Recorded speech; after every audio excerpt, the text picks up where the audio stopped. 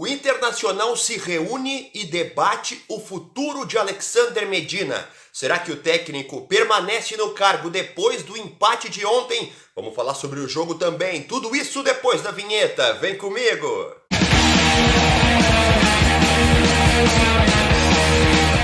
Fala aí, meu povo! E aí, tudo bem? Marinho Saldanha por aqui para mais um vídeo do canal. Primeiro de tudo, muito obrigado por você estar aí me dando o prazer da sua companhia.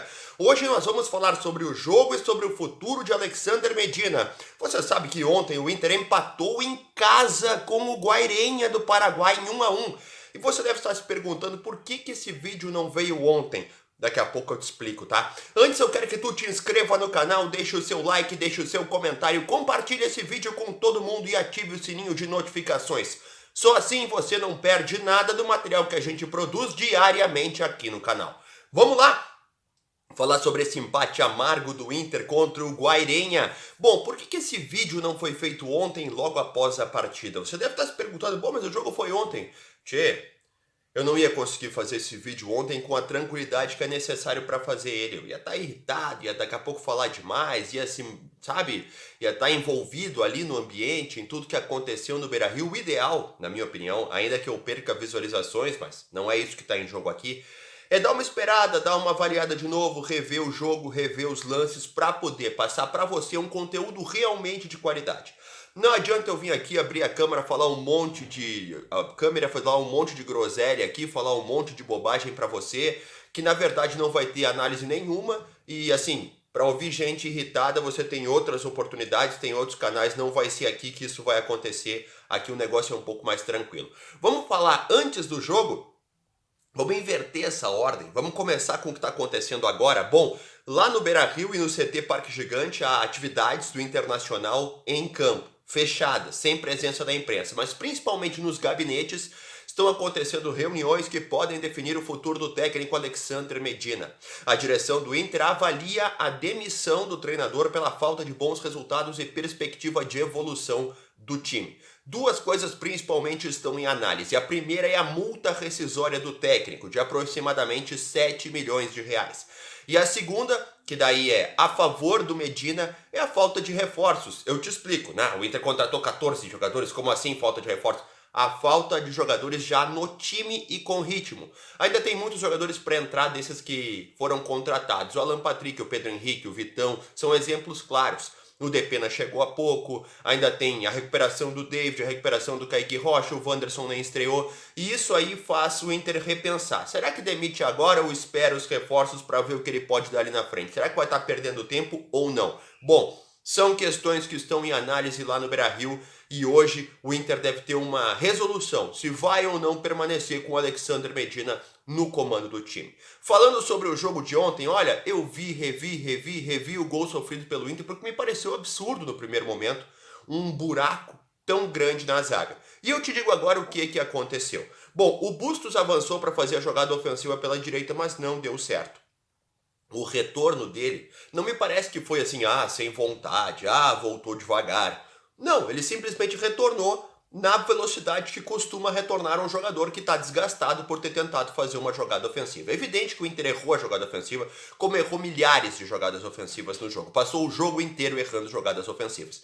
Mas nessa especificamente, primeiro que ninguém foi cobrir o Bustos. Dá para se notar na sequência do lance do gol que há 3 jogadores na linha defensiva e o volante, o Gabriel. Aos 2 zagueiros, o lateral esquerdo, o Depena, e o Gabriel. O Otazu, que fez o gol, entra na direita no espaço onde estaria o Bustos, o espaço vazio. O centroavante da equipe do Guairenha, ele desloca para próximo da bola, faz uma diagonal do centro para a direita de ataque deles, porque a bola está na direita, né? Atraindo a marcação de quem deveria estar lá. Porque se nem o extrema, se nem o segundo volante, o Lisieiro ou o Maurício, cobriram o Bustos, a cobertura deveria ter sido feita pelo zagueiro da direita, no caso o Bruno Mendes. Só que o Bruno Mendes se confunde. Esse centroavante era para estar com a marcação do Gabriel Mercado e estava. Só que o Bruno Mendes caminha junto e vem junto com o Mercado e junto com esse centroavante mais para próximo do lado direito. O Depena controlava a bola. Foi uma inversão muito bem feita e com esse deslocamento do Mendes, o Otazu ficou completamente livre e conseguiu vencer o Daniel. Falhas falhas em todos os momentos. Falha ao perder a bola, ao não regressar, a falta de cobertura do volante ou do extrema, o erro de movimentação do Bruno Mendes. E para te dizer tudo isso, eu quero sintetizar informando que esse é o resumo defensivo do Inter. Acessa aí os vídeos, na sequência, nos anteriores, tu vais ver que eu falei 1 milhão de vezes que a principal evolução que o Inter tem que ter é defensiva. O Inter sofreu mais gols do que teve jogos nesse ano. Isso é um absurdo, é impensável, porque o Inter não enfrentou grandes adversários. É o segundo empate na Sul-Americana contra o segundo adversário pequeno em comparação com o Inter. De grande mesmo, o Inter enfrentou o Grêmio e o Atlético Mineiro. Entendeu? Então tem que tomar muito cuidado com a defesa, foram erros defensivos. E na entrevista coletiva, o Alexander Medina disse, repetiu, sustentou que o Inter criou muitas oportunidades. Mas é evidente que iria criar muitas oportunidades, porque estava perdendo em casa, um jogo que tinha que ganhar.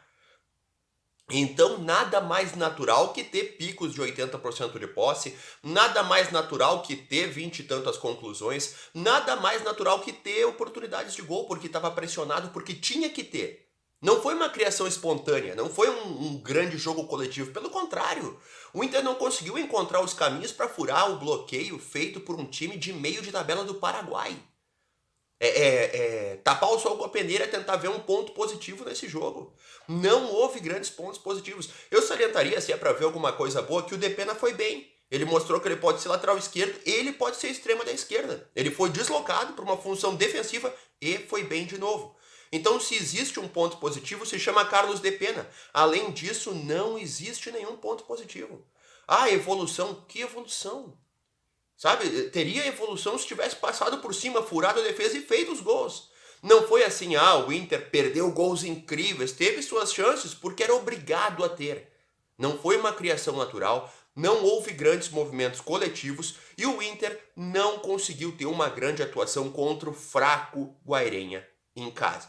Esse é o resumo da obra. Para não perder aqui muito tempo falando sobre o jogo que aconteceu ontem, foi basicamente isso. O Inter não usou 3 zagueiros, insistiu no 4-2-3-1, tentou modificar a característica do lateral esquerdo, dando a ele liberdade junto com o direito, e em vez de conseguir conquistas ofensivas, o que o Inter conseguiu foi danos defensivos. Não houve um movimento coletivo sustentado, não houve um ataque inspirado. Mais uma vez o Wesley Moraes foi muito mal, o Edenilson saiu lesionado, ele começou como meia mais uma vez, não foi bem de novo, e o Inter teve mais uma jornada bem aquém do esperado.